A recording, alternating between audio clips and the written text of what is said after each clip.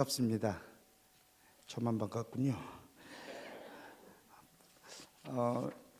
우리 김지성 목사님하고 참 오랜 친분 가지고 있었습니다. 뉴욕에 허드슨밸리 있을 때 가깝게 지내면서 제가 여기 오기 전에 좀 자료를 찾아보니까 2009년도, 2013년도 그게 두 번 집회 인도했더라고요. 보통 두 번 가는 교회가 없는데 두 번 집회를 갔었습니다. 목사님 첫인상은 목소리가 되게 좋은 목사님. 그래서 저희 아내한테도 김지성 목사님 잘 모르면 그 목소리 멋있는 목사님 있잖아. 완전히 그 이렇게 동굴 속에서 나는 목소리, 참 부러운 목소리를 가지고 계세요. 아까 목사님 잠깐 말씀드렸지만 3월 달에 연락 오셔서 교회 집회를 좀 인도해 주셨으면 좋겠다. 그래서 저는 봉사도 아니고 교회 이제 목회하는 목회자입니다. 그러니까 우리 교회에서 목회하는 일이 제일 중요하기 때문에 우리 리더들에게 내가 1년에 몇 번 정도 집회, 외부 집회 나가도 교회 지장이 없겠냐, 의논해서 얘기해 주면 그대로 순종하겠다 그랬더니 얘기하더니 우리 교회 리더들이 뭐라 그러냐면 1년 중에 52주니까 11조는 다른 교회 섬기는 데 써도 좋겠습니다. 그래서 5번 허락을 받았습니다. 그래서 1년에 5번 먼저 집회 요청 오는 교회부터 시작해서 5번을 요청하는데 3월 달에 이미 올해 5번이 다 요청이 끝났는데 김지성 목사님 전화 주셔서 집회 요청을 해주셨어요. 그래서 그러면 우리 교회에서 평신도 세미나가 있으니까 한 분이라도 좀 오시면 우리 리더들한테 얘기하기 훨씬 좋을 것 같다 이렇게 부탁을 했습니다. 이번에 3분이 오셔서 함께 세미나 내용 나누고 함께 축복의 시간 가졌습니다. 그리고 나서 우리 리더들한테 얘기를 해서 한 번만 더 갈 수 있게 해달라. 여기 교회는 꼭 제가 좀 가야 되는 곳이다. 김지성 목사님한테 내가 잘 보여야 된다. 부탁을 하고 그래서 허락을 받고 오늘 이렇게 여러분하고 왔습니다. 어느 교회든지요 가보면 첫날이 제일 어렵습니다. 왜냐하면 첫날은 여러분도 강사를 모르고 강사도 여러분을 몰라요. 그래서 다 이렇게 첫날은 이렇게 다 째려보는 분위기입니다. 지금 이렇게 보면 다 째려보는 분위기. 저 도대체 어떤 사람인가 싶어가지고 이제 둘째, 셋째 날은 조금 나아지리라 생각이 됩니다. 그래서 첫날은 강사가 좀 자기에 대해서 좀 소개할 필요가 있다는 걸 느껴요. 제가 2007년도에 부흥회라는 걸 처음 나갔었습니다. 2007년도에 처음 부흥회를 나갔는데요. 그 교회는 분위기가 되게 이상한 교회였습니다. 한 200명쯤 모이는 교회였는데 앞에부터 시작해서 몇 줄 쭉 이렇게 앉아 계시고 쭉 앉아 계시고요. 중간에 자리가 좀 빕니다. 그리고 뒷자리가 또 빽빽하게 앉으세요. 가운데가 휴전선이야. 분위기가 되게 이상했어요. 왜 분위기가 이런가 싶었는데 이제 집회 말씀을 전하기 시작했다 5분쯤 지났는데 저 뒤에 계신 분 중에 한 60세 후반 되신 어르신인데 이렇게 양복 쫙 빼입으시고 이분이 설교를 시작하고 한 5분 10분쯤 지났는데 이렇게 손을 드시더라고요. 설교할 때 손 들지 마세요. 강사 놀랍니다. 그래서 왜 그러냐고 그랬더니 딱 일어나더니 하는 얘기가 제가 그 이후로 다 고쳤는데 제가 이렇게 당황하면 처음에 설교 시작할 때 조금 이렇게 불편하고 당황하면 주머니에 손이 들어가는 버릇이 있었어요. 그때 아마 그랬던 모양이에요. 그렇죠. 다 낯선 사람 앞에서 설교하니 얼마나 분위기가 그렇겠어요. 그래서 주머니 이렇게 넣었더니 이분이 딱 일어나서 그런데 주머니에 사탕 숨겨놨냐고. 예? 그랬더니 왜 자꾸 주머니에 손을 넣냐고. 그래서 죄송합니다. 그리고서는 말 나온 김에 한마디 더 하겠다고 그러더니 말을 좀 천천히 좀 해줬으면 좋겠다. 그래서 그날 한 45분 설교했는데 제가 무슨 설교했는지 기억이 하나도 안 나. 정말 당황해가지고 나중에 알고 보니까 이게 왜 그러냐면 담임 목사님 청빙할 때 2표 차로 담임 목사님 청빙이 의결된 거예요. 그래서 절반 정도는 담임 목사 오는 거 원하지 않았던 거야. 근데 그 담임 목사가 초청한 강사잖아요. 자, 그럼 물어보겠습니다. 담임 목사 오는 걸 반대했던 분이 앞에 앉은 분일까요? 뒤에 앉은 분일까요? 그렇죠. 확실히 권사님 다르시네. 뒤쪽에 앉은 분을 반대했던 사람이니까 내가 원하지 않는 목사 왔는데 그 목사가 초청한 강사니 뭐가 이쁘겠어요. 그러니까 뒤에 앉아가지고 이렇게 째려보고 있다가 주머니에 손 들어갈까 손 들고 이렇게 물어보신 거예요. 그래서 그때 이후로는 이 강사는 첫날은 좀 자기소개할 필요가 좀 있다. 그런 생각을 좀 했습니다. 그래서 오늘은 제 소개를 좀 하면서 오늘 말씀을 좀 시작하려고 합니다. 저는 미국 텍사스주 달라스에서 교회 2001년도에 교회를 개척했고요. 지금 23년째 담임 목사로 목회하고 있습니다.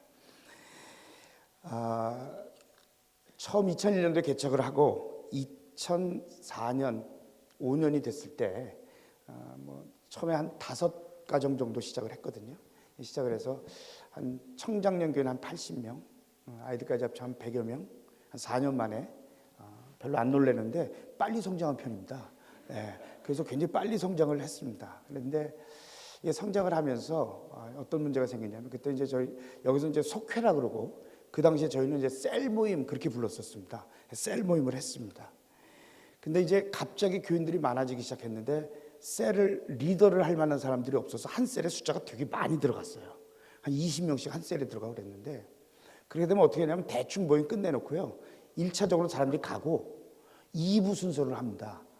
그래서 이제 3가정이 남아서 2부 순서를 했는데 이 2부 순서에 남은 사람들이 다 어떤 사람이냐면 약주 좋아하시는 양반들만 셋이 남은 거예요.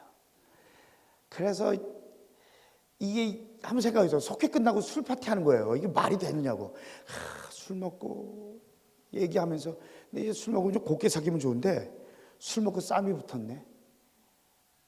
그래서 싸움이 붙어서 주먹질을 하면서 싸웠어요.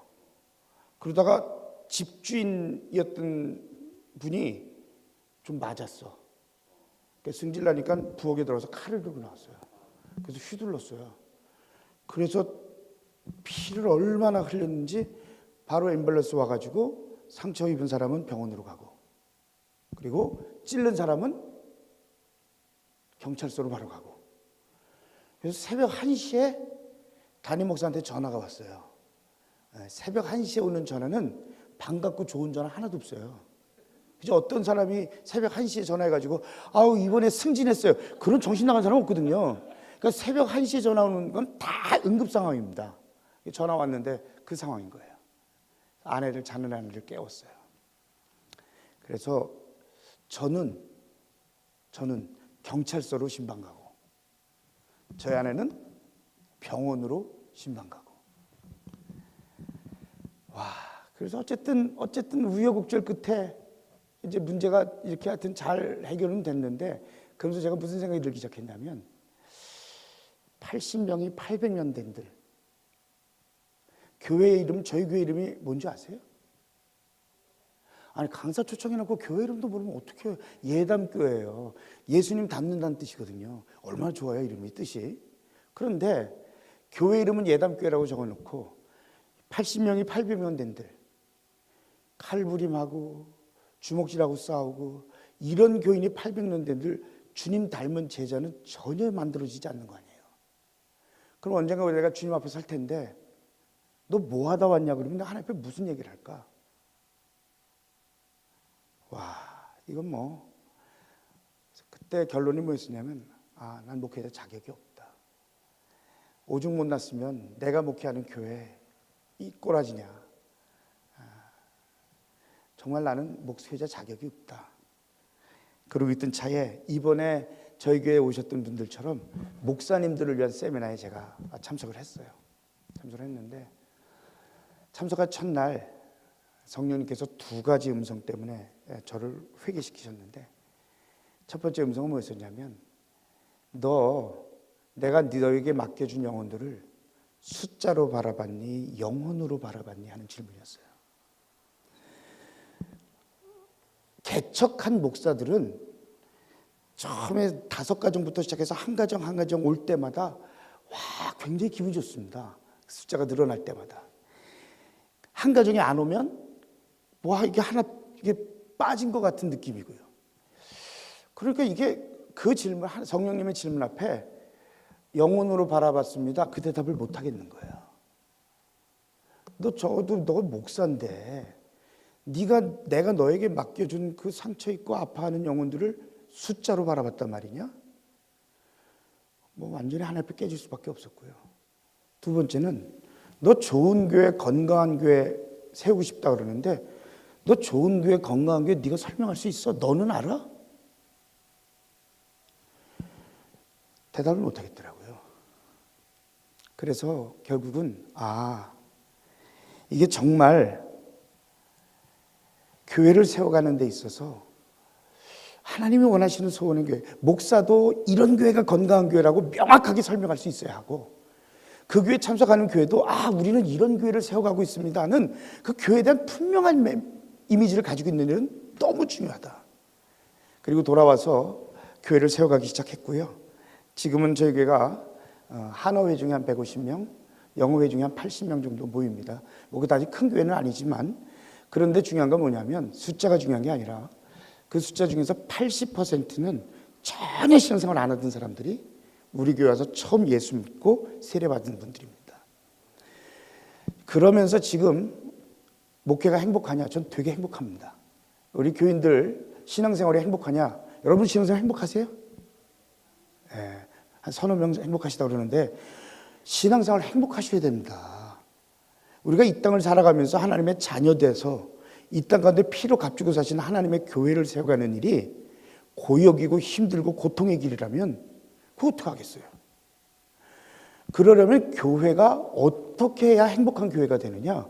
교회를 교회되게 하라. 저는 오늘부터 시작해서 사흘 동안 4번에 걸쳐서 행복한 교회를 어떻게 세울 거냐? 교회에 대한 이야기를 좀 여러분하고 나누려고 합니다. 신앙생활 하는 사람들에게 있어요. 교회는 굉장히 중요합니다. 그러죠? 대답도 없고 관심도 없고 어쩌란 말인지. 교회는 되게 중요합니다. 저희 달라스에 가면 이웃 교회에 장로인데 저하고 고등학교 동창이 하나 있어요. 지금쯤 돼서 저한테 전화해서 웃쳐라. 그런 사람 몇 명 없어. 근데 고등학교 동창이니까 전화할 때마다 웃쳐라야. 그런데 장로님이 계신데 이 교회가 달라스에서 한때 600명까지 모였던 교회예요. 근데 법정 투쟁하고 쌈박질하고 난리를 치더니 교회는 한 20명 남았어요 지금. 근데 이 친구가 전화를 해서 하는 얘기가 뭐냐면 그때 한참 법정 투쟁하고 난리일 때예요. 디스트리트 오더 내려서 목사님 교회 못 오게 막고 하여튼 난리도 아닐 때인데 전화가 와가지고 웃쳐라. 죽겠다. 왜 그러냐? 교회 생활이 지옥 같으니까 생활이 지옥 같다. 집에 오면 마누라하고 계속 교회 얘기하다 교회 얘기 시작하면 싸우고, 직장 생활 가서도 이게 일이 그냥 꼬이고.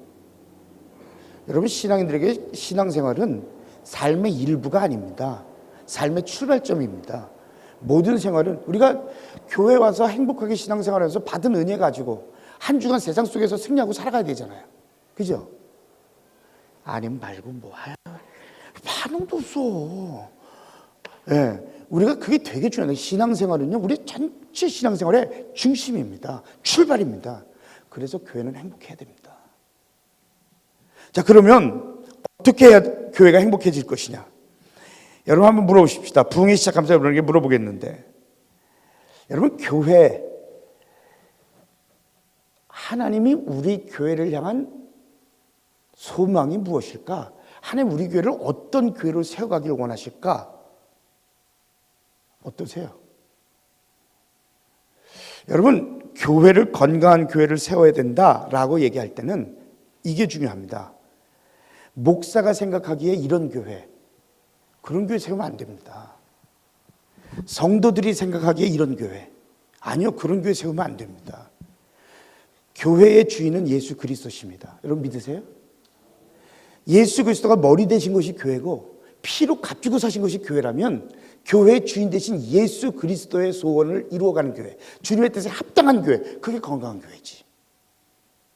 얼마나 큰 교회냐, 얼마나 좋은 프로그램을 가지고 있는 이거 말고 정말 우리 교회는 주님이 교회를 향해 가지고 계신 그 소원, 주님이 정말 이 교회를 통해 이루어져 하시는 그 소망, 그걸 이루어가는 교회다. 이 꿈을 갖는 일이 중요하다는 겁니다.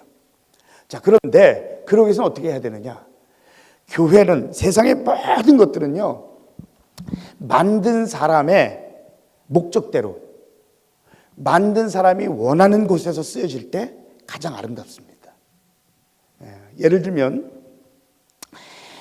지금은 이렇게 교회 집집마다 이렇게 신방을 해봐도요, 김을 먹어보면 김 맛이 다 비슷합니다. 한인마켓에서 사다가 먹기 때문에.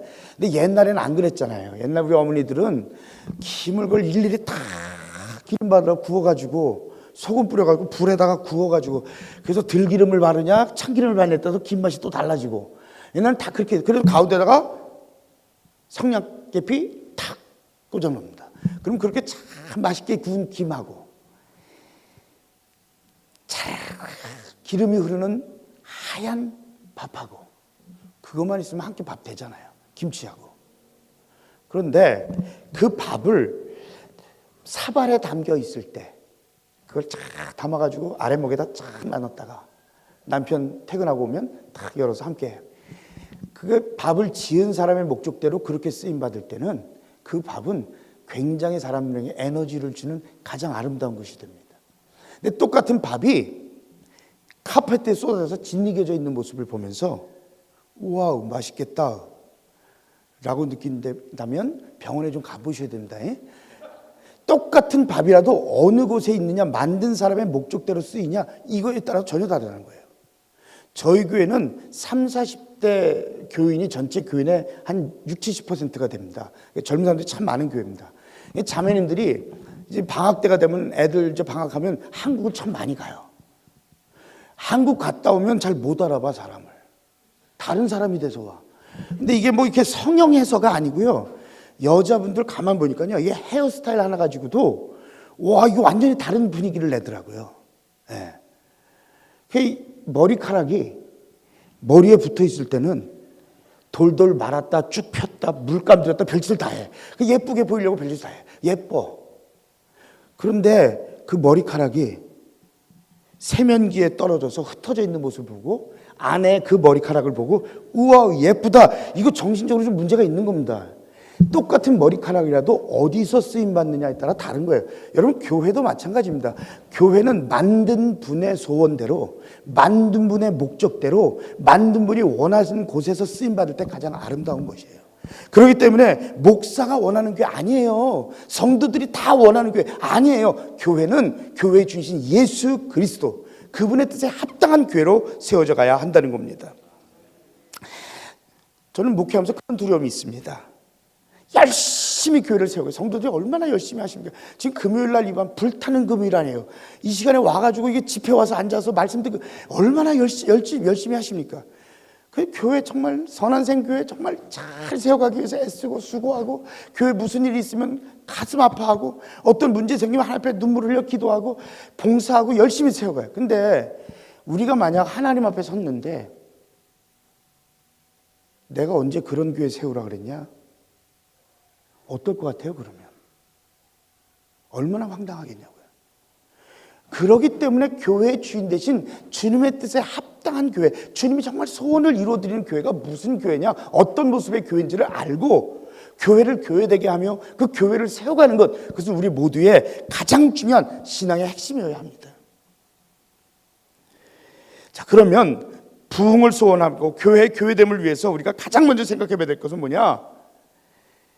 교회가 어디를 향해 가야 하느냐. 다시 말하면 교회를 세우신 주님이 원하시는 교회의 모습은 무엇이냐. 여기서부터 시작해야 합니다. 교회의 소원, 교회를 향해 가진 주님의 소원이 무엇이냐. 이 땅에 교회를 세우실 때 교회를 통해서 하나님 정말 이루고 싶었던 거, 그게 뭐냐. 그 소원을 이루어가는 것이 주님의 피로 갖추고 사신 교회의 가장 중요한 목적이다 하는 겁니다. 그래서 오늘 여러분들과 함께 사도행전 1장 4절로 8절 말씀을 함께 읽은 겁니다. 여러분이 너무나 잘 아는 성령 강림의 사건이에요. 근데 이 성령 강림과 함께 시작된 게 뭐냐면 예루살렘 교회라는 교회가 처음으로 세워진 거예요. 그러니까 성령 강림의 이 사건들을 보면 주님께서 가슴속에 가지고 있다가 주님이 원하시는 교회에 대한 꿈을 여기에 성령 강림과 함께 담아서 우리에게 메시지로 주고 있는 거예요. 자, 그렇다면 주님이 원하시는 교회는 어떤 교회냐? 1장 4절 5절 말씀부터 먼저 보면 이렇게 말하고 있어요. 사도와 함께 모이사 그들에게 분부하여 이르시되 예루살렘을 떠나지 말고 내게 들은 바 아버지께서 약속하신 것을 기다리라. 요한은 물로 세례를 베풀었으나 너희는 몇 날이 못되어 성령으로 세례를 받으리라 하셨느니라. 여러분, 예수님이 이 땅에 인간의 몸을 입고 이 땅에 오셨을 때는 인간의 몸을 입으셨기 때문에 시간과 공간의 제약을 받으셨어요. 그래서 예수님은 이스라엘에서 복음을 전하셨어요. 이스라엘 땅을 벗어난 적이 없으세요. 물론 몰몬교회라고 하는 이단은 예수님이 배를 타고 미국 땅으로 건너와서 미국의 인디언들에게 복음을 전했고 그 전한 복음을 금판에다 새겨서 땅에 묻었는데 조셉 스미스라고 하는 자신들이 말하는 선지자가 땅을 파봐라 봤더니 거기에 몰몬경이라는 경전이 나오는데 보니까 예수님이 미국에 왔었더라. 믿거나 말거나. 그러나 우리가 아는 성경을 보면 예수님은 계시는 동안 이스라엘에 왜? 인간의 몸을 입고 오셨기 때문에 시간과 공간의 제약을 받으셨어요. 그러면서 뭐라고 그러셨냐면 내가 가면 보혜사 성령을 너에게 줄 텐데 그것이 너에게 유익하다. 그리고 그 약속 따라 성령님이 언제 오셨냐? 오늘 우리가 읽은 이 120문도가 모여서 하나님 앞에 기도할 때 성령의 강림의 사건들을 경험하게 된 겁니다. 자, 그리고 그 성령의 강림과 함께 성령의 감동을 통해서 그 복음을 듣고 성령의 강림을 통해서 성령님으로 말미암아 일어난 성도들이 그 복음을 들고 다른 나라에 가서 복음을 전하기 시작합니다. 그 사람이 원더우드고 그 사람이 아펜젤러입니다. 그들이 조선 땅에 와서 복음을 전해준 그 대가로 감리교회가 생기고 여러분도 지금 예수 믿게 된 거잖아요. 만약 예수님이 그냥 계속 살아계셨더라면 시간과 공간의 제약을 받을 수밖에 없어요. 그러나 예수님은 뭐라 하냐? 내가 가고 보혜사 성령이 오면 너에게 더 유익하다. 그 성령님이 오시고 성령의 감동을 입은 사람들이 일어나 땅끝까지 이르되 증인되라는 말씀 따라서 조선 땅까지 왔었던 거예요. 그러니까 성령님이 오신 게 우리가 얼마나 유익하냐. 너에게 성령을 주겠다. 이 얼마나 감사해요. 여러분 한번 생각해보세요. 이 말을 이렇게 생각해 보세요. 야, 너희 선한생 교회를 떠나지 말고 오늘 저녁에 떠나지 말고 기도해라. 내가 너에게 성령을 부어주겠다. 그러면 아이 뭐 얼마나 바쁜데 지금 나중에 주세요. 나중에. 그럴 사람 있어요? 그러는구나. 아니 성령을 주시겠다는데 성령을 주시겠다. 얼마나 감사한 일이에요. 근데 거기에 대한 제자들의 반응을 봅시다. 6절은 뭐라고 그랬냐면 이렇게 말합니다. 그들이 모였을 때 예수께 여쭤와 이르되 주께서 이스라엘 나라를 회복하심이 이때이니까 하니. 여러분 이게 뭐냐? 동문서답입니다. 예수님은 지금 뭐라고 하냐면 성령을 부어주겠다고 얘기를 해요. 근데 지금 이게 이스라엘 나라를 회복하심이 이게 무슨 얘기냐면 이스라엘이 로마로부터 정치적인 독립을 하는 걸 말씀하시는 거예요? 라고 묻는 거예요. 예수님은 하나님의 나라를 얘기하고 있는데 제자들은 세상의 나라를 이야기하고 있는 거예요. 예수님은 성령을 부어주시겠다고 얘기하는데 제자들은 지금 그것이 우리를 정치적으로 해방할 때냐 세상의 얘기를 하고 있는 거예요. 예수님은 하늘을 얘기하고 있는데 제자들은 땅의 것을 얘기하고 있는 거예요. 이 동문서답입니다. 이걸 전문적인 용어로 뭐라고 하냐면 사오정 신앙이다 그렇게 얘기합니다. 사오정. 옛날에 허영만이라는 만화가가 만화를 그렸는데 서유기를 그리면서 사오정을 어떻게 그려내냐면 귀가 이렇게 늘어져서 남의 얘기 못 듣는 잘 못 알아듣는 사람 캐릭터예요. 참 이상한 건 남자들이 결혼 생활이 길어질수록 다른 사람 말은 다 잘 알았는데 아내 말에 대해서 서유기인 이 사오정인 사람들이 참 많잖아요. 저만 그런가? 이게 사오정이에요. 여러분 사오정이요. 이런 겁니다. 한국에 그래서 한때 꽤 옛날 얘기지만 사오정 시리즈 그래서 유머가 되게 유행했었던 적이 있었어요. 예를 들면 이런 겁니다. 사오정이 어느 날 평상시 안 하던 짓을 한 거예요. 와이프가 족발을 너무 좋아해. 근데 그날따라 족발을 사들고 집에 들어온 거예요. 얼마나 놀랬겠어요. 안 하던 짓 하니까 와이프가 깜짝 놀라면서 웬 족발? 그랬어요. 그랬더니 사오정이 이렇게 대답하는 거예요. 글쎄 오른쪽 발인지 왼쪽 발인지 잘 모르겠는데 왼쪽 발하고 왼쪽 발을 헷갈린 거예요. 이게 사오정 말귀를 못 알아듣는 사오정. 여러분 근데 우리가 신앙생활하면서요 하나님의 말씀에 대해서 사오정 신앙생활하는 사람들이 얼마나 많은지 몰라요. 하나님의 뜻이고 모르겠고 나는 이걸 원해. 이게 사오정이에요. 하나님의 뜻 필요 없어. 나는 이래야 된다고 생각해. 이게 사오정이죠. 우리가 어떤 교회를 세워갈까? 만약 목사가 목사만 해도 무조건 순종해. 하나님의 뜻 목사 안 해서 이렇다면 목사가 사오정이고 교인들이 다 이걸 원하는데요? 이건 교인들의 사후정이지. 교회를 세우신 하나님, 교회를 세우신 예수 그리스도의 피로 잡으신 그 주인이 원하는 교회를 세워가야지. 자, 그렇다면 이 사후정 신앙이 되지 않는 우리들의 모습이 좀, 사실은 저도 하여튼 대단한 사후정 신앙인이었습니다. 사실은 저는 본래 태생은 장로교회 태생이고요. 지금 침례교회 목사고요. 그리고 지금 감리교회 와서 설교하고 있고요. 어쨌든 미국 오니까 참 좋은 건 이 교단의 벽들이 좀 무너져서 되게 좋은 것 같아요. 교단은 그렇게 별로 안 중요한 것 같아요, 미국 오니까. 물론 이제 여러분 중요하다고 생각할 수도 있겠지만 저는 그렇게 생각을 해요. 자, 그런데 장로교회에 아주 유명한 옛날의 목사님 중에 김익두 목사님이라는 분이 계셨어요. 아시는 분이 있는지 모르겠는데 안악골 깡패로 유명했던 분이에요. 하여튼 주목계나 쓰시는 분이 예수 믿고 목사 돼가지고 설교하고 그랬었는데 저 조모님, 조부님이 다 그 교회에서 신앙생활 하셨었어요. 근데 이제 공산당들이 물러가기 전, 인천 상륙작전 이후에 이제 물러가면서 낮이 되면 숨어 있고 본대는 다 빠지고 잔당들이 밤이 되면 움직이고 그러면서 이제 본대 합류하기 위해서 열심히 본대를 쫓아가고 있었어요. 근데 다 빠졌다고 생각하고 목사님이 불을 켜고 새벽 기도를 시작을 하셨어요. 새벽 기도 하는 날이었는데 공산당 6명이 지나가다 보니까 교회당에 불이 켜져 있거든요. 확 열받은 거예요. 그래서 따발총을 들고 6명이 교회로 뛰어들었어요. 앞에서 설교하고 있던 목사님은 조준사격으로 총 맞고 돌아가시고요. 따발총을 난사를 했어요, 교회당에. 그리고 옛날 교회는, 옛날 그 신앙생활 오래 하신 분들 시골 교회 한번 생각해 보시면 이렇게 가이당 이렇게 올라가가지고 문 딱 열면 본당, 그런 교회 한 번도 못 보셨어요? 옛날 교회들은 거의 그렇게 많이 생겼었어요. 그런 교회였는데 따발총을 들고 4명이 들어가서 난사를 하고 2명은 계단 밑에서 있다가 뛰쳐나오는 교인들을 또 죽였어요. 그리고는 저희 할머니가 거기 있다가 총소리가 나니까 의자 밑으로 들어가셨어요. 이런 장의자, 옛날에 이게 다 장의자잖아요. 그러니까 밑으로 들어가 얼마나 좋아. 밑으로 들어갔어요. 총을 멈추고는 밑에 숨어있는 교인들을 다 끄집어냈어요. 그래서 줄을 세워놓고요, 여기다가 총을 쐈어요. 그렇게 묶여있다가 이렇게 쓰러지는데 저희 할머니 이렇게 묶여있다가 총소리에 기절해서 쓰러지셨어요. 그런데 시간이 없으니까 확인 사살을 못한 채로 도망갔고요. 거기에 서 있던 사람 중에 5명이 살아남았어요. 그 중에 한 분이 저희 할머니셨거든요. 그래서 저희 할머니는 하여튼 신앙생활 조금 대충 한다, 불호령이 떨어집니다. 신앙생활은 취미 활동이 아니야. 신앙생활은 생명 걸고 하는 거야.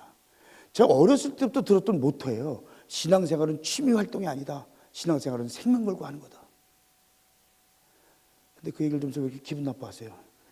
네. 그것도 저희 집에 그랬거든요. 그렇게 쭉 신앙생활을 해왔고, 저는 어려서부터 이렇게 교회 열심히 다녔고, 그다가 저는 이제 사실은 고등학교 2학년 때 CCC라고 하는 대학생 선교회 고등학생들을 위한 캠프에 갔다가 이제 예수님 영접을 하고, 예수 영접한 다음에 고등학교 2학년 때였는데, 그럼 나는 어떻게 살아야 될 것인가에 대한 고민을 많이 하기 시작했고, 지금은 자기 교회에서 부흥회를 해도 사람들이 안 오는 시대야. 이상한 게 아니라 당연한 거예요, 요새는. 근데 옛날에는 안 그랬어요. 동네에 어느 교회 산다 그러면 동네 사람들 다 모였습니다. 그죠? 어르신들 옛날 신앙생 그랬잖아요. 부흥회 시대는 여기까지 다 앉아가지고 그냥 난리도 아니었어요. 이제 전 그 부흥회를 한번 갔는데 외국인 선교사, 미국 선교사님이 설교를 하시는 거예요. 근데 진짜 은혜 받기 되게 힘든 설교가 통역 설교입니다. 이건 통역하는 사람이 얼마나 잘하느냐에 따라 은혜가 되기도 하고 안 되기도 해. 근데 그날 이 선교사님 옆에서 통역하는 사람이 더럽게 통역을 못하는 사람이었어요. 10번 얘기하면 2번은 그냥 얘기하고 8번은 파든? 그리고 물어보고 또 그 밑에 앉아서 죽을 맛인 거예요. 그 영어를 듣고 있는데. 근데 이게 그런 은혜도 하나도 안 됐지 뭐. 그 앉아 있었는데, 그런데 그 많은 이야기들 가운데 한마디가 제 마음을 쾅 부딪혔어요. 그게 뭐냐면 이런 거예요. 얼마나 unfair하냐는 거예요. 우리는 아침에 일어나서 저녁에 잠자리 들기 전까지 내가 트라이하면 라디오 주파수를 맞추든 테레비를 맞추든 책을 열든 예수의 이름을 내가 듣기 싫어 반복해서 들을 수 있다. 그렇죠? 지구 반대편에는 하루가 아니라 태어나서 죽을 때까지 단 한 번도 예수의 이름 없이 죽어가는 인구가 수십억이 된다. 이거 얼마나 언페어 아니야. 그럼 우리가 해야 될 일은 뭐겠냐? 그 얘기였어요. 그래서 하나님, 복음이 없는 곳에 가서 복음을 전하는 사역을 하고 싶습니다. 고등학교 2학년 때 서원을 했고요. 그리고는 1989년도에 저는 미국에 들어오기 전에 서원 따라서 아프가니스탄에 선교사로 나갔습니다. 선교사로 한 4년 정도 선교 사역을 했는데 거기서 하나님이 굉장히 큰 깨달음을 하나 주셨습니다. 제가 갈 때만 해도 제가 한국에서 이렇게 청년 사역하면서 재밌게 잘했거든요. 그래서 7명 가지고 시작해서 한 120명까지 만들어 놓고 잘했어요. 재밌게. 그리고 사역 잘하다가 선교사로 이제 나가게 되면서 파송 예배 드리면서 하나님 잘 선택하셨습니다. 내가 아니면 누가 가겠습니까? 제가 가서 하나님 복음을 전할 텐데 가는 곳마다 만나는 사람마다 예수 그리스도를 전하고 가는 곳마다 그리스도의 푸른 계절이 오게 하고 막 이러면서 와 하나님 잘 선택하셨다 그러고 갔어요. 갔는데 아프가니스탄 가보니까 이런 바보도 이런 바보가 없어. 일단 첫째는 말이 안 통하니까 언어를 배우는 언어는 배워서 익히면 된다고 해. 문화가 너무 달라. 문화가. 여러분 아프가니스탄의 제일 힘든 것 중에 하나가 뭐냐면 화장실입니다. 아프가니스탄은 건물을 질 때 화장실을 안 져요. 그리고 집 앞에 갈대 숲을 키워놓습니다. 그러면 대충 그 안에 들어가서 알아서 보는 거예요. 근데 정말 이게 저보다 앞서서 갈대 숲에서 일을 본 사람이 금방 나간 사람 같으면 그거 정말 조심해서 가야 됩니다. 발버둥 큰일 나니까. 여기저기 지뢰가 묻어져 있어가지고 잘 가서 일을 봐야 되는데 근데 또 문제가 뭐냐면 이겁니다. 문제가 뭐냐면 이슬람교도들은 돼지가 부정한 짐승이야. 안 키워요. 그러니까 이 돼지들 풀러놓으니까 이놈들이 다 야생 돼지가 됐어요. 그래가지고요 얘네들이 식기 전에 먹으려고 일 보고 있으면 와서 이렇게 계속 밀어요. 이렇게 밀어. 그리고 한 손으로는 쫓고 좀 있으면 또 오면 또 쫓고 안 되면 좀 옮겨가서 또 보고 그러면서 일을 봐야 돼요. 그러니까 이게 문화적인 것도 너무 다르고 언어도 다르고 가서 그러다가 선교사로 파송받은 지 6개월 만에 풍토병이 딱 왔어요. 이게 여자분들이 그런 얘기해요. 이렇게 누워서요 전등이 제대로 보일 때까지는 아기가 안 나온다면서요.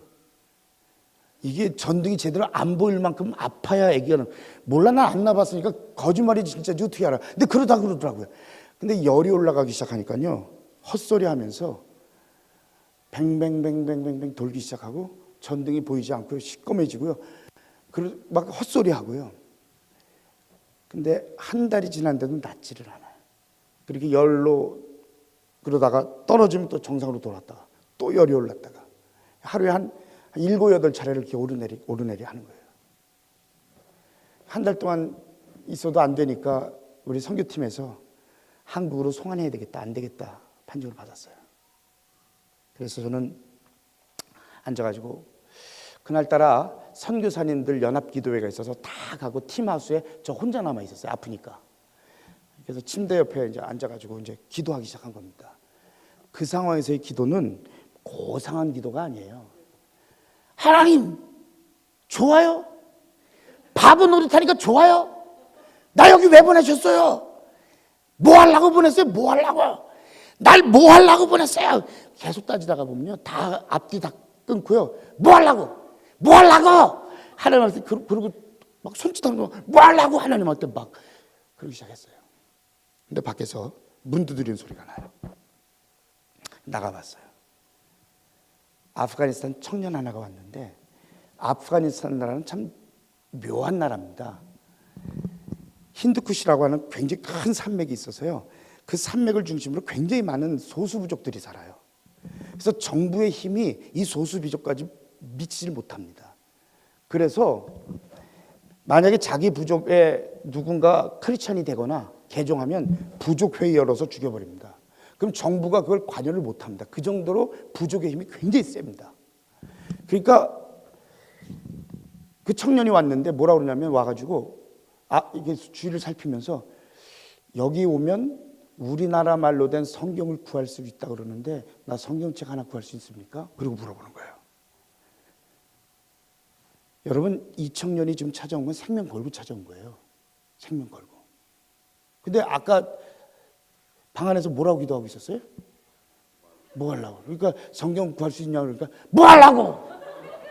그럼 들어와가지고 성경 하나 탁 가져다가 주고는 보내버렸어요. 그럼 들어와가지고요 침대 옆에 앉아가지고요 기도하려고 그러는데 여러분 성령님의 음성 듣고 싶으세요? 원하지 않으세요? 다시 묻습니다. 성령님의 음성 듣고 싶으세요? 어지간하면 듣지 마세요. 그게 이렇게 좋게 칭찬하고 축복된 얘기 때문에 괜찮은데요. 저는 지금까지 살면서 그렇게 급하고 강한 성령의 음성을 들어본 적이 없어요. 딱 무릎 꿇고 기도하려고 시작하는데 뭐라 그러시냐면 그 형제의 핏값을 너에게서 찾겠다. 정신이 번쩍 났어요. 그러고 나니까 그 형제가 어떻게 여기를 왔으며 이게 제정신이 돌아가기 시작한 거예요. 내가 그 형제를 어떻게 해서 너에게 보냈는데 그 형제를 그렇게 보낼 수가 있어? 그 형제의 핏값을 내가 너한테 찾을 거야. 그때부터요 기도가 하나님 잘못했어요. 대걸 구르면서 하나님 잘못했어요. 하나님 잘못했어요. 한 번만 더 기회를 주세요. 하나님 잘못했어요. 계속 대걸 구르면서 기도했는데요. 일어나 보니까 6시간을 기도했어요. 대걸 구르면서. 머리부터 발끝까지 완전 땀바가지가 됐어요. 그리고 한 달 동안 낫지 않아서 완전히 본부로 송환 보내려고 그랬었는데 그 병이 씻은 듯이 났어요. 그런데 여기다가 돌을 하나 올려놓은 것 같아. 왜? 성령의 음성 들었잖아요. 그 형제의 피값을 찾겠다 그러셨잖아요. 정말 죽겠더라고요. 그리고 그때부터 다니면서 이 형제를 찾아가기 시작했어요. 시장통 나가서 찾고. 하여튼 사람 번화가 있는 데 가서 찾고. 근데 문제가 뭐냐면 아프간 사람들은 다 똑같이 생겼어요. 제가 미국 오니까 이런 얘기를 해요. 백인 분들이나 이런 분들이 동양 사람들 다 똑같이 생겼다고. 저는 이 말이 얼마나 위안이 되는지 몰라요. 장동건하고 저하고 똑같이 생겼다는 얘기잖아요. 왜 비웃으세요? 근데 어쨌든 근데 아프간 사람들은 진짜 똑같아요. 수염도 길렀죠. 그다음 옷도 똑같이 입어요. 긴 거 바지 입고 긴 치마처럼 생긴 긴 거 있거든요. 거리 나가면 다 그 사람이 그 사람 같은 거예요. 도저히 못 찾겠는 거예요. 제가 한 달 반을 울며 다녔어요. 하나님 잘못했어요. 다시 한 번만 만날 수 있게 해주세요. 정말 잘못했어요. 하나님 한 번만 더 기회를 주세요. 하나님 눈에 좀 띄게 해주세요. 한 달 반이 지났는데요. 또 저녁 시간이었는데 문을 두드려 나갔어요. 누굴까? 대답 좀 해요. 승질나요? 누굴까? 그 형제님이야. 와, 눈물이 쏟아지기 시작하는데 이 형제를 부둥켜 안고 막 통곡을 하고 보니까 이 형제가 왜 이러나 싶어하고 가만히 있어, 막 가만히 있어. 근데 그냥 온 게 아니고요. 앉아가지고 성경책 가져가서 창세기부터 요한계시록을 읽어가면서 질문 있는 거, 이해가 안 되는 거, 궁금한 거, 대학노트 한 권 반을 다 써오고 왔어요. 감동이 없으시면 숙제 내드려요. 한 달 반 드릴 테니까 창세기부터 요한계시록까지 읽으면서 이게 무슨 얘기냐면 밥 먹고 성경만 봤다는 얘기예요. 그걸 다 정리해 왔어요. 그리고 그 말씀 가지고 같이 답을 찾고 그 성경을 가지고 공부하면서 제가 아프가니스탄 가서 첫 번째 예수님을 영접한 형제가 이 형제예요. 제가 그때 하나님께서 내게 주신 깨달음이 뭐였냐면 이거예요. 하나님을 위해서 일한다고? 그런 교만이 어디 있어요? 천지에 주신 하나님이 내가 도와드리지 않으면 하나님의 역사를 이루지 못해요? 그거 아니에요. 그거 아니고요. 하나님이 나를 통해서 일하시는 거예요. 우리가 할 말은 내가 널 좀 쓰겠다. 내가 널 통해서 일하겠다 할 때 우리는 아유 하나님 감사합니다. 나 부족을 아시면서도 하나님 쓰시겠다고요. 하나님 우리를 통해서 일하세요. 우리가 하나님 위해서 일하는 거 아니에요. 하나님 나를 통해서 일하시고 내가 노하고 불순종하면 다른 누군가를 통해서 또 그 일을 행하십니다. 내가 아프가니스탄 들어가기 전에도 하나님은 거기서 이미 일하고 계셨어요. 하나님 나를 통해서 일하시기 위해서 나를 불러서 거기다 갖다 세우신 거예요. 그래서 저희 교회 리더들한테도 늘 자주 하는 얘기가 뭐냐면 그겁니다. 우리는 그저 무익한 종이다. 하나님 쓰시겠다 하면 턱도 없이 부족한 나를 쓰시겠다는 그 천재주이신 주님께서 쓰시겠다고 하는데 우리는 순종하고 따르느냐 아니면 불순종하고 하나님이 쓰실 수 있는 기회를 놓치느냐. 둘 중에 하나밖에 없다. 하나님 위에서 일한다. 그런 교만 얘기하지 마라. 하나님 나를 통해서 일하시는 거지. 여러분 이게 내가 하나님을 위해서 일한다 하다 보니까 하니까 뭐냐면 하나님이 주권자가 아니라 내가 주권자가 되는 겁니다. 내 마음대로 내 마음에 좋은 대로. 이게 사후적 신앙이에요. 중요한 건 하나님이 원하시는 것. 하나님이 원하시는 것. 그럼 여러분 이 선한샘 교회 주인이 누구십니까? 여러분 믿으세요? 그러면 주님께서 이 교회를 세워가기 위해서 내가 널 좀 쓰자 할 때 우리의 대답은 뭐여야 할까? 나는 무익한 종입니다. 주님께서 쓰시겠다면 쓰십시오. 이게 우리의 대답이어야 되지 않겠냐는 거예요. 자, 본문으로 돌아갑시다. 성령을 보내주겠다고 말하는데 엉뚱하게 이 사후적 신앙을 가지고 있었던 무슨 소리인지를 몰랐어요. 성령을 보내주는 게 의미도 몰랐고 무슨 뜻인지도 모르니까 그게 정치적으로 해방의 때입니까? 그렇게 모르고. 그러니까 7절 말씀에 예수님께서 뭐라고 말하냐면 이렇게 말합니다. 6절입니다. 6절. 그들이 모였을 때에 예수께 여쭈어 이르되 주께서 일어날 회복하심이 이때입니까? 그랬더니 주님께서 이르시되 때와 시기는 아버지께서 자기의 권한을 주셨으니 너희가 알 바 아니요. 여러분 여기에는 많은 말들이 좀 이렇게 함축되어 있는 말입니다. 뭐냐면 야, 너 생각대로 로마로부터 유다가 해방되면 진정한 의미의 평화가 올 수 있을 것 같으니?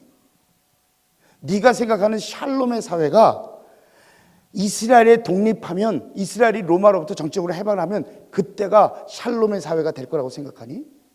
참나의 말씀. 진정한 의미의 평화의 때, 하나님의 정의가 하수처럼 흐르는 그때, 진정한 평화의 때는 주님이 다시 오실 때야. 근데 그 주님이 다시 오실 때는 뭐라 그래요? 때와 시기는 아버지께서 자기의 권한을 주신 너희가 알 바 아니다. 언제 오실지 모른다. 그러니까 예수님 언제 온다고 얘기하는 건 다 가짜잖아요. 우리 한국도 많이 겪었잖아요. 10월 28일 다미선교회 뭐 이런 거 많이 겪었잖아요. 그러니까 때와 시기는 우리는 몰라. 그 진정한 의미의 샬롬 사회, 하나님이 원하시는 평화로운 사회는 주님이 다시 오실 때 이루어지는 거야. 근데 그 때와 시기는 너희가 알 바 아니야. 그 대신 너희가 할 일이 있어. 주님이 다시 오실 그때까지 너희가 할 일이 있어. 그게 뭐냐? 그게 교회에 주신 주님의 소원이에요. 교회를 통해서 이루고자 하신 주님의 소원. 그게 뭐냐? 우리가 너무나 잘 아는 8절이에요. 우리 큰 목소리로 8절 한번 함께 읽어보자. 시작! 너희가 권능을 받고 예루살렘과 온 유대와 사마리아와 땅까지로 내 증인이 되리라 하시니라. 여러분, 교회의 목적, 이 땅의 성도들에게 주는 가장 중요한 메시지가 뭐냐? 교회를 이제 하나님께서 세우실 텐데 그 세우실 때 뭘 통해서 세우시냐면 성령이 너희에게 임할 거다, 그렇게 말합니다. 근데 성령이 너희에게 임하시면 너희가 뭘 받아요? 권능을 받는다. 권능이 뭐예요? 권능, 능력, 헬라어로 드나미스라고 얘기하는데 이건 영어로 다이너마이트입니다. 그러니까 세상 사람들이 감히 상상도 못하는, 세상 사람들이 본 적도 없는 폭발적이고 역동적인 하나님의 능력들이 나타난다는 거예요. 성령이 너에게 임하면 너희 가운데 권능이 나타날 거다. 그 권능은 세상 사람들이 한 번도 본 적도 없는 역동적이고 폭발적인 능력들이 나타난다는 거예요. 자, 그러면 어떤 능력이냐는 거예요. 성령님이 우리 가운데 오실 때 성령님이 주신 능력은 어떤 능력이냐? 미국 사람들은 워드 플레이를 되게 좋아합니다. 앞글자만 이렇게 따서. 그래서 저도 그 워드 플레이 할 텐데 성령이 우리에게 주시는 것은 S-E-T. 우리를 준비시키고 구비시키는 일을 하십니다. 어떻게 준비시키느냐? 앞에 S는 뭐냐면요, separation입니다. 죄로부터 분리. 성령님의 능력은 죄로부터 분리시키는 능력이에요. 죄인지 모르고 살았는데 성령이 우리 가운데 오면 통회와 자복과 회개가 일어납니다. 왜냐하면 성령님은 우리를 죄로부터 분리시키는 능력이기 때문에. 우리에게 있어서 이 죄에 대한 회개, 하나님 앞에 회개로 나아가는 것, 언젠가부터 한국 교회가 상실하기 시작한 게 뭐냐면 이 통회와 자복이에요. 축복과 은혜에 대한 얘기는 여전히 하지만 언젠가부터 통회의 눈물이 사라지기 시작했어요. 저희 교회에 1년 반 전에 교회상을 새로 사서 이전을 했습니다. 이번에 세미나 오신 분들 새성전 보셨을 텐데 되게 예뻐요. 교회가 예쁜 교회를 샀습니다. 그런데 교회를 이사 가면서 하나님 앞에 간절히 기도한 게 뭐냐면, 하나님, 새로운 성전에서 첫 번째 세례자를 정말 모든 사람들에게 중요한 메시지를 줄 만한 그런 세례자를 하나님 허락해 주십시오. 그 기도를 하기 시작했어요. 그리고는 옮겨간 다음에 저희 교회 나오는 형제님이 저한테 와서, 목사님, 저희 형님이 80세신데 이번에 미국에 다니러 오십니다. 우리 형님 좀 복음 좀 전해주세요. 그렇게 얘기를 해요. 근데 형님이 왔는데 이분이 어떤 분이시냐면, 초등학교 입학을 했는데 밑으로 형제가 9남매가 있고 9남매의 첫째야. 줄줄이 8이야 밑으로. 근데 집은 또 되게 가난해. 그러니까 내가 공부를 하면 동생들이 공부할 수가 없는 거야. 초등학교 1학년 한 학기 다니고 중간에 나와가지고 구두 닦기서부터 시작해서 신문 배달부터 시작해서 안 해본 일이 없어요. 굳은 일 다 하면서, 근데 그 밑에 있는 동생들 8 중에 6을 대학을 졸업을 시켰어요. 이 형이 다 돈 벌어서 왔는데 고생의 얼굴이, 고생이 찌든 얼굴에 손가락 10개 중에 남아있는 손가락이 4개밖에 없어. 그 왜 다 어떻게 됐냐 그랬더니, 돈을 많이 준다 그래서 인도네시아에 벌목공으로 가서 나무 자르는 거 벌목공 하다가 손가락이 다 잘려나간 거예요.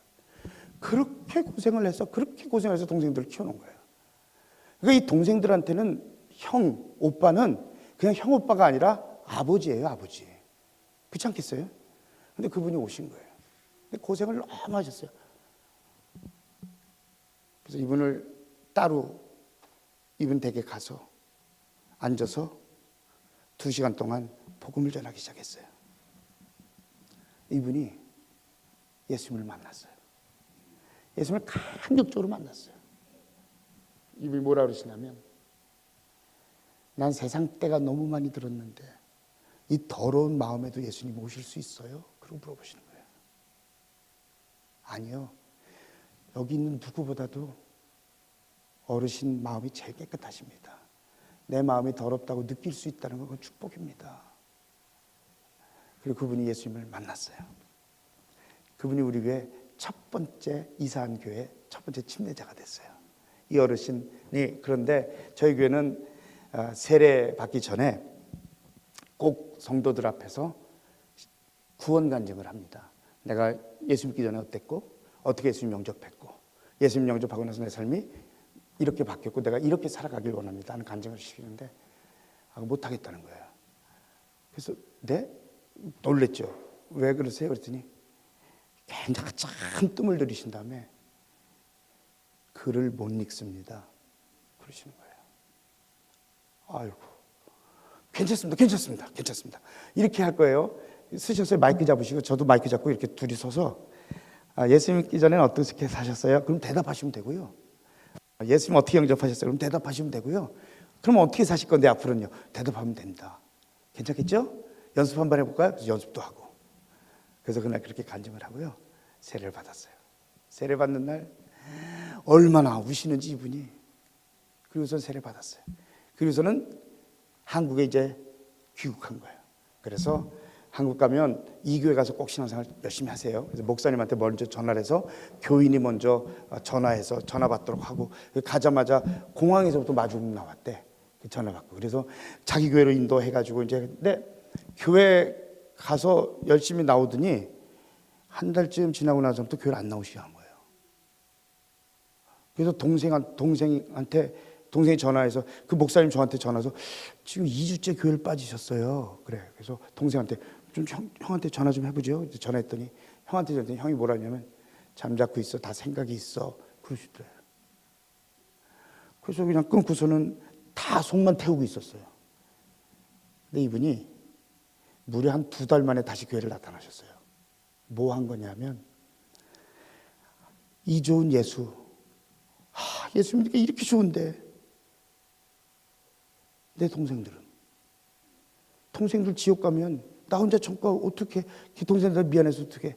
그래서 조선 팔도, 전라도, 경상도 다 흩어져서 사는 동생들 집을 하나하나 다 찾아다니면서 교회 등록시켜놓고, 신앙생활 잘하도록 등록시켜놓고, 또 다른 집 가서 등록시켜놓고. 그래서 동생, 너가 나를 아버지로 생각한다면, 아버지처럼 생각한다면 내가 죽기 전에 소원이다 이건. 예수 믿자.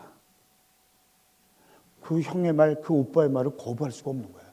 그래서 다 교회 등록시켜놓고, 그리고는 이제부터 우리는 제사 없다. 제사 안 지내고 우리가 추도 예배로 드릴 거고, 이제 형이 다 얘기한 다음에, 그래서 2달 만에 본교회로 다시 돌아온 거예요. 그래서 이분이 뭐라 그러냐면, 우리가 사탄의 사슬에 매여 있는지도 모르고 살았던 우리 가족에 복음의 씨앗이 들어오고, 하나님께서 다 쇠사슬을 끊고 우리를 다 자유케 하시고, 그리고 우리가 다시 신앙생활을 하게 됐다고. 여러분, 성령이 우리 가운데 임했다. 성령이 임한 걸 어떻게 하느냐? 죄를 죄로 느끼느냐는 거예요. 그 죄 때문에 우리가 통해가 있느냐는 거예요. 죄 때문에 우리가 변화된 삶을 살고 있냐는 거예요. 그게 성령님이에요. 왜? 성령은 죄하고 같이 거할 수가 없기 때문에, 성령이 임했다는 가장 중요한 모습은 죄로부터 우리를 분리했냐, 죄를 죄로 느끼고 있느냐. 원하고 기도하기는 정말 선한 샘 교회, 성령의 능력으로 말미암아 죄로부터 분리되는 역사들이 끊임없이 일어나는 교회가 되기를 주님의 이름으로 축원합니다. 자, 2번째는요, 이인데요. 이는 뭐냐면 인파워링이에요. 초전적인 부흥 역사예요. 우리가 잘 알듯이 병자가 낫고, 죽은 자가 살아나고, 앉은 뱅이가 일어나고, 이게 다 초자연적인 역사들이에요. 초자연적인 역사들. 그 초자연적 역사 중에 가장 중요한 역사는 뭐냐면 이겁니다. 사랑할 수 없는 사람이 사랑되어지는 것, 용서할 수 없는 사람을 용서할 수 있게 되는 것. 여러분, 하나님이 우리에게 누군가를 용서하라고 할 때는요, 그 사람을 위해서 용서하라는 게 아니라 나를 위해서 용서하라는 겁니다. 하나님의 자녀가 용서하지 못한 채 그 미움과 분노에 사로잡혀 사는 거 하나님 원하지 않으세요. 야, 용서하고 떨어버려. 그리고 넌 자유롭게 살아야지. 사랑받는 자녀로 살아야지.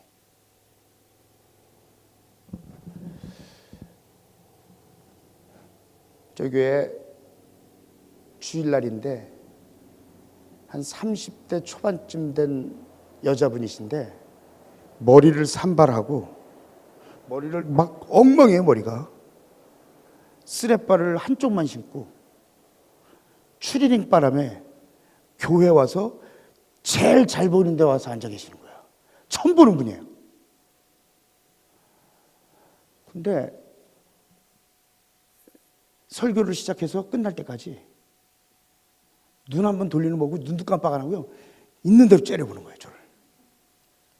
그거 얼마나 민망해요. 대수 있으면 그 사람 안 보려고 애쓰는데 계속 고개 계속 따라서 나만 계속 쳐다보는 거예요. 그래서 끝나고 나서 식사를 하는데 나중에 알고 보니까 왜 그랬냐면, 이분이 농아야, 농아. 귀가 안 들리고 말을 못해. 그러니까 제 입모양을 보고 무슨 소리인지 알아듣고 싶으셨던 거예요. 자기 얘기를 하는데, 4살 때 열병 앓으면서 귀가 안 들리기 시작했고 부모로부터 버림받았어요. 그래서 수용시설에서 자란 거예요. 계속 18살이 되니까 시설을 나와야 될 때가 된 거예요. 어떻게 밥 먹고 살지 막막한 거예요. 그러는 와중에 시설에 있었던 선배 언니가 달라스에서 살고 있는데 너 미국 올래? 그래가지고서 미국에 와서 오자마자 좀 있으니까 남자를 하나 소개시켜 주는데 히스패닉 아저씨를 하나 소개시켜서 결혼을 시켰는데 이게 알코올릭이에요. 술만 마시면 때려 부시고 장애인들 그 웬디스 거기 가서 햄버거 가게에서 일을 하는데 그 받아오면 그 돈 다 뺏고 그걸 술로 먹고 그날도 남편 폭력을 피해서 도망 나온 거예요. 그러니까 그래서 산발을 하고 도망 나와서 터덕터덕 걷다 보니까 교회 간판이 보이는데 간판 이름이 교회 이름이 무슨 교회라고요? 예담교회. 자기가 있었던 수용 시설 이름이 예담원이야. 이름이 같은 거예요. 그러니까 끌리다시피 오게 된 거예요. 그래서 앉아가지고선 근데 이분이요. 여러분 속회라는 걸 저희는 이제 목장이라는 이름으로 부르는데 다른데 이렇게 수화도 있고 한 큰 교회로 소개시켜 드릴까요? 그랬더니 아니라고 자기를 여기로 인도하신 분은 하나님이시래. 내가 보기엔 하나님이 아니라 간판이 인도했는데 하나님이시래. 그래서 이 교회 있어야 된다는 거예요. 그래서 어떻게 해요? 그래서 섬김 제일 잘하는 목녀를 불러다가 그 목장으로 보냈어요. 목장에 앉아서 나눔을 하는데 말을 못 하잖아요. 나눠야 되는데 말을 못 하잖아요. 그러니까 자기가 나눌 이야기를 타이핑을 해가지고 3페이지, 4페이지 타이핑을 해서 숫자만큼 프린트를 해서 다 나눠주는 거예요. 그리고 다른 사람 나누는 거 입모양 보면서 알아듣고. 근데 이분이 목자님에게 이렇게 질문을 했어요. 나 여기 있는 사람들하고 가족 같은 거 말고 진짜 가족하고 싶은데 어떻게 하면 그렇게 되냐. 그러니까 목자님이 뭐라 대답했냐면 우리 여기 있는 모든 사람들은 예수 그리스도의 한 피바다 한 몸 이룬 형제 자매다. 당신도 예수 영접하고 예수 그리스도의 피로 거듭나면 진짜 가족이 될 수 있다. 그러니까 그럼 어떻게 예수 영접하지? 그래서 왔 거예요. 근데 문제는 복음은 80% 70%만 알아둬서는 안 돼. 100% 알아둬야지. 근데 이 말을 듣질 못하고 이분이 도대체 어떻게 복음을 전해야 되나. 그리고 새벽에 기도하고 있는데 하나님께서 지혜를 주셔서 컴퓨터에다가 다 PPT로 만들었어요. 2시간 동안 해야 될 분량을 PPT 만들었으니 얼마나 많겠어요. 이걸 해놓고는 컴퓨터 화면 켜놓고는 말 한마디도 안 하고 탁 누르고 그렇게 복음을 전했어요. 근데 이분이 이미 마음의 준비 다 끝났어요. 왜? 여기 있는 사람하고 진짜 가족이 되고 싶어서 왔는데 예수 영접할 준비 다 끝난 거예요. 예수 영접했어요. 그리고 침례받는 날, 세례받는 날 간증을 이분은 말이 못하니까 우리 교회에서 목소리 제일 예쁜 자매한테 대독시키고 그날은 피아노로 쫙 밑에 음악도 깔아주고 그래서 은혜 소개했는데 이분이 그런 이야기를 하는 거예요. 자기가 수용소에서 그 시설에서 자랐던 이야기 얼마나 힘들었는지 그리고 여기 와서 교회를 만나기까지 그리고 목장 식구들을 만나면서 영적 가족이 뭔지를 깨닫게 되고 그러면서 뭐라 하냐면 이런 간증을 하는 거예요. 나는 아빠의 사랑이 뭔지 모르고 자랐다. 엄마의 사랑이 뭔지 모르고 자랐다. 형제들끼리 우애 있게 지내라 형제들 얘기했는데 형제들 사랑이 뭔지 모르고 자랐다. 근데 목장에 가서 보니까 목자님이 섬기는데 이게 아버지 사랑이구나. 목녀님이 섬기는데 이게 엄마의 사랑이구나. 목장 식구들이 서로 위하고 서로 배려하면서 살아가는 있는 모습 보면서 이게 형제들 사랑이구나. 그럼 이 사람들하고 나는 어떻게 진짜 가족이 될까? 그 예수 영접하게 된 거예요. 그러면서 뭐라 그러냐면 지금 남편 언제 변화될지 모르지만 주님이 나를 끝까지 기다리셨듯 나도 이 남편 주님 만날 때까지 기다려 보겠습니다. 막 속마음 같아서는 그냥 헤어지겠습니다. 그러면 좋을 것 같은데 기다리겠다 그래요. 히스패닉 현지인데요. 저희 교회는 영어 회중이 있는데 2달 전에 이 형제가 침례받았어요. 예. 이렇게 보면서요. 성령님이 임하면 용서할 수 없었던 사람이 용서되는구나. 그래서 성령의 9가지 열매, 사랑. 우리 안에 무슨 지고지순한 사랑이 있어요. 성령님의 열매잖아요. 희락. 우리가 살아가면서 무슨 맨날 기쁨이 있어요. 그렇지 않을 때가 더 많지. 항상 기뻐하라. 언제 가능하냐? 성령의 열매. 성령님이 내 속에 오셨을 때. 화평. 나하고 마음 맞고 뜻 맞는 사람은 잘 평하고 지내죠. 안 그런 사람은 어떻게 평하고 지내냐고. 어떻게 가능해요? 성령이 오셨을 때. 성령님의 능력은 empowering, 초자연적인 부흥의 역사예요. 내 상식으로 이해가 안 되는 거, 내 능력으로는 도저히 불가능한 게 하나님이 역사하시면, 성령님이 역사하시면, 그 놀라운 일들이 일어나면 그 역사들이 일어나요. 원하고 기도하기는 정말 세상에서 볼 수 없는 초자연적인 하나님의 역사가 선한생교회 가운데 충만하길 주님의 이름으로 축원합니다. 성령이 임하시면 죄로부터 분리되고 초자연적인 부흥의 역사가 일어나고, 마지막 세 번째는 트랜스포메이션, 삶의 변화인데요. 요거는 마지막 주일 예배 때 할 겁니다. 오늘 다음 재미없잖아요. 그래야 또 주일날 궁금한 마음으로 오실 테니까 그때 하기로 하고. 어쨌든 이런 부흥의 역사, 이런 삶의 역사들이 일어난다. 자, 그러면 중요한 게 뭐냐면 이겁니다. 이런 역사들이 오직 성령이 너에게 임하시면 너희가 능력, 권능을 받고, 그 권능이 뭐냐? 죄로부터 분리되고 초자연적인 부흥의 역사가 일어나고 삶이 변하는 역사가 일어나고. 그러면 어떤 역사가, 그것 속에서 결과가 뭐냐면 그냥 추상적인 하나님, 그 하나님이 실제적인 하나님으로 바뀝니다. 그저 나 하나님 있는 거 알아 가 아니라 내 삶에 임재하시는 하나님으로 하나님을 만나는 역사가 일어납니다. 그래서 성령의 역사가 중요한 거예요. 하나님의 살아계심. 우와, 하나님 살아계시구나. 우와, 하나님 나와 함께 계시구나. 이 성령님 나 가운데 오셔서 그 능력들이 일어나기 시작할 때 하나님의 살아계심을 분명하게 체험할 수 있게 되어진다. 그래서 신앙은 체험적인 종교예요. 체험해야 합니다. 신앙생활 오래 했지만 성령의 역사를 한 번도 경험해보지 못했다면, 신앙생활 오래 했지만 그 하나님의 역사를 통해 죄로부터 분리되고 우리 속에 정말 초전적인 부흥의 역사와 삶의 변화의 역사를 경험하지 못했다면 성령 사모하십시오.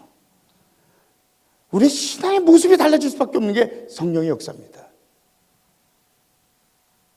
그럴 때 나타나는 게 실제적인 하나님, 내 삶 속에 임재하신 하나님, 그 하나님 만나는 역사예요. 여러분 이거 반드시 경험해야 됩니다. 제가 신학교 다닐 때인데 속초에서 친구 하나가 교회를 개척했어요. 그래서 개척 예배를 가야 되는데 세 명이, 그 세 명 중에 한 사람이 차가 있었는데 무슨 차냐면 티코야. 티코 알아요? 되게 조그만 차, 장난감 같은 차. 그래서 티코하고 얽힌 유머들이 많아요. 신호등에 걸렸는데, 그래서 가려고 그러는데 파란불에서 가려는데 안 가. 아무리 밟아도 안 돼. 그래서 내려서 보니까 바퀴에 껌이 붙었더라. 뭐 이런 거. 또 막 가다가 속도가 안 나서 막 속도를 내야 될 때 어떻게 하면 되냐면 뒤로 잠깐 잡아당겼다 놓으면 빨리 간다. 뭐 이런 거. 이게 티코는 정말 장난감 같은 차입니다. 근데 어쨌든 그 티코를 타고 속초에 갔어요. 갔다가 속초에서 개척 예배를 드리니까 그 개척 예배에 온 사람들한테 주는 선물이 반건조 오징어 한 축씩 주더라고요. 제가 지금까지 개척 예배는 무슨 예배 가봤지만 그거보다 귀한 선물을 받아본 적이 없어. 그래서 그 오징어를 3병에 갔었으니까 3축을 받아가지고는 오면서 여기 아플 정도로 먹은 거예요. 오는데 오면서 산을 이 가운데서 지금이야 다 터널이 있었지만 그 전에 안 그랬잖아요. 산을 넘어오는데 여러분 옛날에 이렇게 강원도 넘어가기 위해서 산 탈 때 보면 옆으로 이렇게 모래를 이렇게 쌓아놔요. 2가지 이유입니다. 하나는 추락을 방지하고요. 또 하나는 제설 작업 위해서 쌓아놓거든요. 근데 제가 운전을 하고 코너길을 이렇게 싹 도는데 큰 레미콘 차가 제 차선을 타고 들어왔어요. 놀래가지고 핸들을 팍 꺾었어요. 옆에 쌓아놓은 모래를 치고 밑으로 땅떨어지로 떨어졌어요. 차가 두 바퀴 반을 굴렀어요. 그래서 이 상태로 일어났어요. 거꾸러진 상태로. 그리고서는 괜찮아. 그리고서는 다 나왔어요. 나와서 바위 위에서 보니까 뭐 찢어지기도 하고 뭐였는데 찰과상을 입었는데 셋 다 괜찮아. 얼마나 감사한지. 주여 감사합니다. 사명자는 사명을 감당하기까지는 절대 죽지 않습니다. 할렐루야. 그래서 부흥회를 하고 있는데 위에서 인기척이 들려. 지금 보니까 군인 아저씨가 한심하다는지 쳐다보고 있어요. 그러더니 다 끝났어요?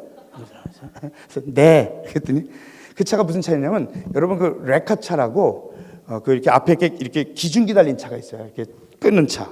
그 레카차 운전병이었어요. 그래서 그래서 뭐라 하냐면 우리 보고 그 차 올려드릴까요? 그러는 거예요. 그래서 좋죠. 그래서 그걸 딱 끌어와서 걸어가지고 쫙 끌어서 도로에다가 탁 올려놓고 갔어요. 근데 문제는 차가 이렇게 됐잖아. 타고 갈 수가 없어. 내 친구 중에 하나가 펴볼까? 그런 거예요. 그래서 거기 이렇게 들어가가지고 탁 펴줘. 우와, 다 폈어. 팡팡팡 해서 다 폈어. 쭈글쭈글 하지만 다 폈어. 그래서 그걸 타고는 이제 가려고 하는데 문제가 뭐냐면 추워. 바람이, 여러분 앞에 차율이 없을 때 바람 무지 들어온다 그거. 와, 막 입이 돌아갈 정도야. 너무 추워져. 그래서 그랬더니 필까? 그랬더니 친구가 야 저기 좀 세워. 보니까 비닐하우스 비닐 파는 집이야. 그래서 거기 갔다가 비닐로 다 이렇게 해서선 테이프 붙여가지고 됐다 탔는데 앞이 안 보여. 그러니까 그 다음에는 유리점 가서 그 앞에는 이렇게 잘라가지고 거기다 유리를 이렇게 붙인 거야. 그러니까 앞에 이렇게 보고서는 그걸 타고서는 하이웨이 톨게이트 이렇게 들어가는데 표반 사람이 이렇게 보더니 배를 잡고 뒤집어지는 거야. 그들이 그냥 가래. 그래서 그냥 갔어요. 가는데 갈 때 고속버스 지나가다 우리 차 옆에 갈 때는 천천히 가다. 이렇게 보고 한심하다든지 쳐다보면 자기들이 막 묻고 지나가고.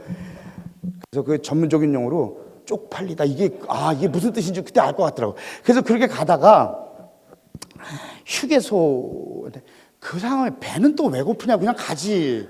그 휴게소에 들어가서 우동 한 그릇 말아먹고 나왔는데 여고생들이 수학여행 가다가 우리 차 주위에 뺑 둘러서가지고 배꼽 잡고 웃고 있는데 그 상황에서 내 차라는 얘기를 못 하겠는 거예요. 같이 서 우와 다 간 다음에 다 차 몰고 갔어요. 갔더니 공업사한테 가져갔더니 이걸 왜 끌고 왔냐고. 바로 폐차시켜 버렸어요.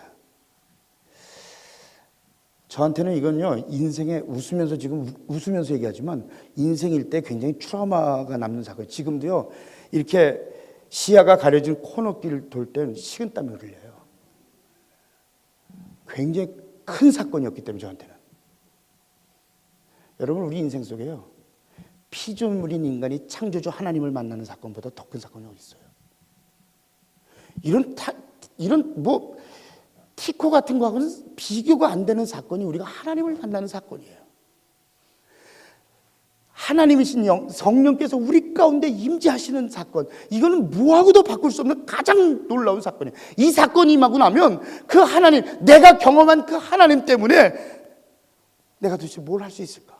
그 하나님의 뜻을 온전히, 그래서 이 하나님을 향해서 하나님 내가 뭘 할 수 있습니까? 그랬더니 뭐라고 하냐면 성령이 너에게 마시면 너희가 권능을 받고, 그 다음에 뭐라고 하냐면 예루살렘과 온 유대와 사마리아 땅까지로 모여 내 증인되라. 하나님을 만나고 나니까 도저히 잠잠히 있을 수가 없어요. 내가 만난 하나님 누군가에게 전해야 돼요. 내가 만난 하나님 너무 귀해서 이 하나님에 대해서 말하지 않고는 답답해서 견딜 수가 없어요. 그래서 증인이 되라는 거예요. 하나님이 이 땅에 교회를 세우신 목적이 뭐냐고요? 증인 되라고. 너 하나님 만났잖아. 네가 만난 그 하나님을 왜 너만 가지고 있어? 하나님은 그거 증인되라고. 우리가 홀로 증인의 삶을 못 살까봐 같이 하나님의 공동체를 만들고, 공동체를 통해서 주님이 주시는 교회를 향한 가장 중요한 하나님의 소명은 뭐냐면, 소망은 너희가 증인된 삶을 살라는 거야. 교회는 하나님의 증인으로서 살아갈 수 있어야 돼요. 그렇기 때문에요, 교회가 얼마나 크냐 상관없이, 교회에서 얼마나 좋은 프로그램이 진행되냐 상관없이, 매주 얼마나 은혜스러운 설교가 선포되냐 상관없이, 사회에 얼마나 많은 사회활동을 하냐 상관없이, 그 교회 가운데 잃어버린 영혼을 향한 마음이 있느냐, 너희가 정말 증인으로서 살아가고 있느냐, 이게 교회를 향한 주님의 소원이에요. 성령을 주시면서 우리에게 주신 말씀이 뭐예요? 성령이 임하면 너희가 권능을 받고, 그 권능이 임할 때 하나님의 살아계심을 온전히 체험하게 되고, 네가 그 체험한 그것을 증인으로서 증거하며 살아갈 수밖에 없을 거다. 여러분, 우리가 뭔가 남이 모르는 뭘 이렇게 딱 발견했을 때는 그걸 말하고 싶어 못 견디잖아요. 저는 제 목회 멘토이신 목사님이, 제 이제 가정교회, 저희 교회에서 하는 그 가정교회 가르쳐 주시고 하신 목사님, 저한테는 아주 중요한 영적 멘토신데, 그래서 하여튼 영적 멘토가 하라 그러는 거는 이해가 안 돼도 일단 따라해요. 그리고 나중에 물어봐요. 뭐 멘토시니까 하여튼. 그런데 그 목사님이 언제나 한 분은 저보고 이렇게 보더니, 어디가 안 좋아? 왜 이렇게 푸석푸석해? 뚱뚱한 사람은 다 푸석푸석해요. 그냥 뭐 어디가 안 좋아서가 아니라. 근데 왜 이렇게 푸석푸석해? 그래서 예, 신장 뭐 좀 안 좋고 뭐 아니 그렇게 뭐 그랬더니, 그래? 내가 요새 식초를 먹고 있는데 그 식초 한번 먹어봐. 이게 참 좋아. 그래서 그렇게 먹기 시작한 식초를 지금 9년째 먹고 있어요. 그런데 식초를 먹고 또 이게 설교 듣고 나서 다른 거 기억이 하나도 안 나. 그 끝나고서 어떤 식초예요? 어떤지 물어주면 안 가르쳐줘요. 근데 어쨌든 식초를 먹고서는 다른 건 모르겠는데, 제일 큰 변화 중에 하나가 콜레스테롤 수치가 완전히 정상이 됐어요. 되게 높았거든요. 우리 제일 신난 게 우리 집사람이야. 그래서 집집마다 신방 갈 때마다 신방 선물로 뭐 들고 간 줄 아세요? 식초. 우리 교회 교인들 집에는 우리가 집에 있는 식초 다 가지고 있어요. 그래서 내가 이렇게 보고 있다가 좀 답답한 마음이 들더라고요. 그래서 당신은 식초 자랑하듯 예수님 좀 자랑하면 좋겠다. 왜냐하면 식초 때문에 남편이 콜레스테롤이 잡히는 걸 봤잖아요. 그러니까 콜 소리만 하면 무조건 갖다 주는 거예요. 무조건 식초 갖다 주는 거예요. 제가 경험했으니까. 이게 증인이에요. 우리가 만난 그 주님, 나를 살리신 그 주님, 내게 영원한 생명 주신 그 주님, 무엇하고도 바꿀 수 없는 그 주님, 내가 만났는데 그 주님이 나에게 너가 그 주님의 증인이 되라고 말하는데 우리 어떻게 잠잠할 수 있겠냐는 거예요. 여러분, 중요한 건 뭐냐면 이거예요. 주님 우리에게 뭐라고 말씀하시냐면, 한 영혼이 천하보다 귀하다 그러잖아요. 그런 얘기 들어보셨죠? 네, 한 영혼이 천하보다 귀하다 그러잖아요. 그럼 그 천하보다 귀한 영혼을 얻기 위해서 하나님 우리에게 때때로는 네 시간을 좀 다오, 네 물질을 좀 다오, 네 그 알량한 자존심 좀 내게 다오, 네 그 편안함, 컴포트 존에서 머물러 있는 그 편안함, 그거 좀 나에게 다오. 다른 어느 누구도 우리에게 그걸 요청할 수 없어요. 그러나 생명까지 주신 주님만큼은 우리에게 요청하실 자격이 있잖아요.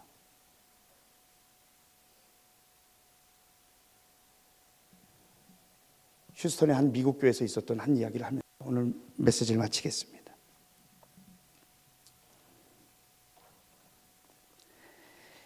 저녁 예배였는데 목사님이 오늘은 설교 대신에 우리 교회 방문해 주신 스미스 집사님 간증을 듣겠습니다.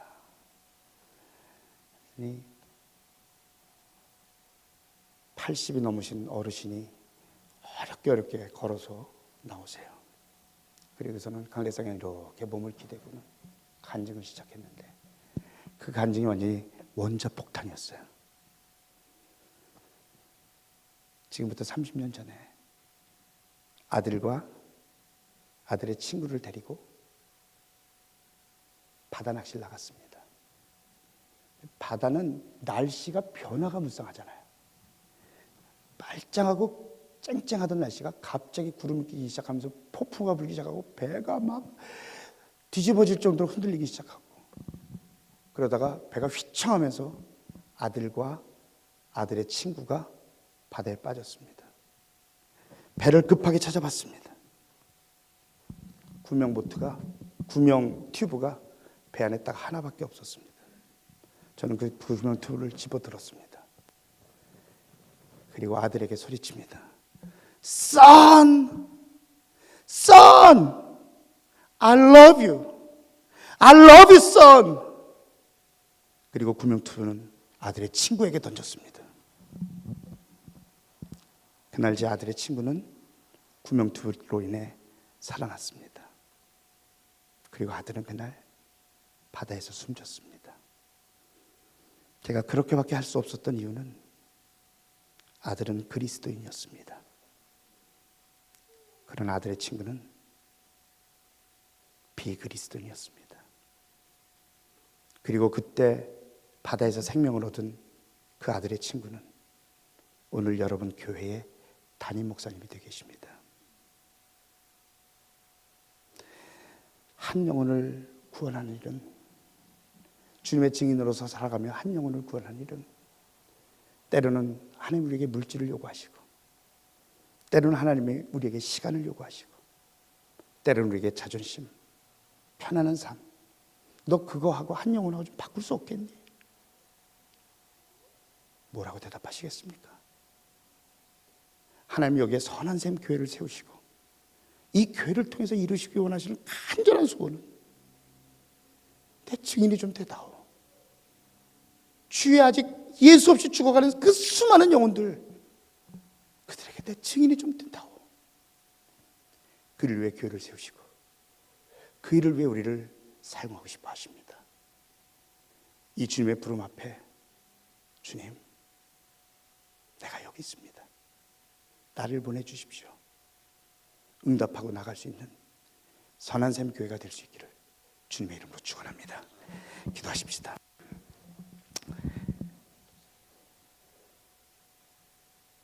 웬 은혜고 웬 사랑인지, 구원받을 만한 아무 자격 없는 나를 그리스도의 보혈로 구원해 주시되, 예수 그리스도를 내 삶 속에 주인으로 영접하며 내 안에 오신 그 성령님,